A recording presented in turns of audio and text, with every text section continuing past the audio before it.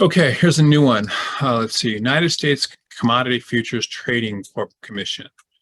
Okay, so this is a pretty good resume. The color and the stuff, again, that's not something I like, but this is actually a very fairly serious job this person has. They're doing all this stuff. I don't know that all of this is necessary. And I know it's hard to take that off when you have all this type of work. Yeah, so this is all very good. You may want to put a little bit more of the stuff on here that you did. I would probably try to summarize everything here, maybe in one bullet. So this is one bullet here, and then this is maybe one that's getting prosecuted, and then this sort of thing. And then I would put right here, and then investigation of the year 2020, and this sort of thing. Yeah, and these sorts of things could go at the end. And yeah, so I would just put one. I would just try to shorten all this out. This is a good resume, by the way. I think people that go to the U.S. Attorney's Office learn to write very clearly and succinctly. So I like this resume. I don't think you need, generally for clerkships, if you clerk for a federal judge or something, you don't really need to put that sort of information in there. I don't think you don't about what you did as a clerk. Everyone knows it's a lawyer, what they do. And then here you go. This is all you have. So this resume can be shortened. And it's a good resume. There's nothing wrong with it. It says everything here. And then you can obviously put room here. And then put the person's name and then this other stuff at the bottom, which is their awards and other stuff. That could be helpful to put there. I don't know what this challenge coin is, but if it doesn't make sense, I don't know what the turn of the year was, but this sort of thing. So this is a good resume. It can be shortened.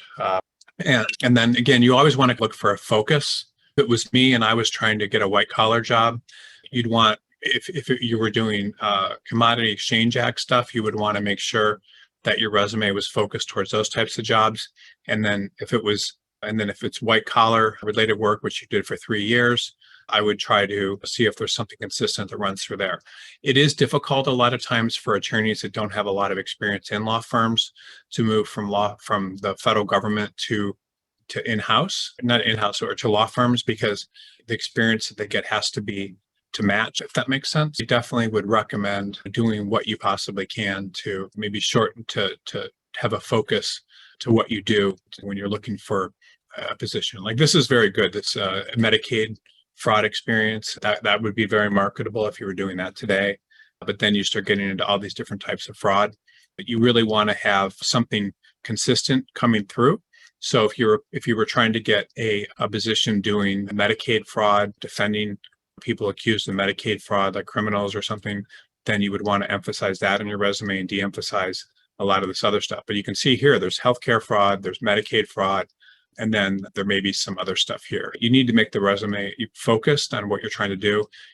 There are a lot of jobs in major law firms for white collar litigators coming out of the U.S. Attorney's Office and Department of Justice and Commodity Futures and Trading Corporation. So you just need to figure out how that's accurate. But this is a great resume. This person will get a job.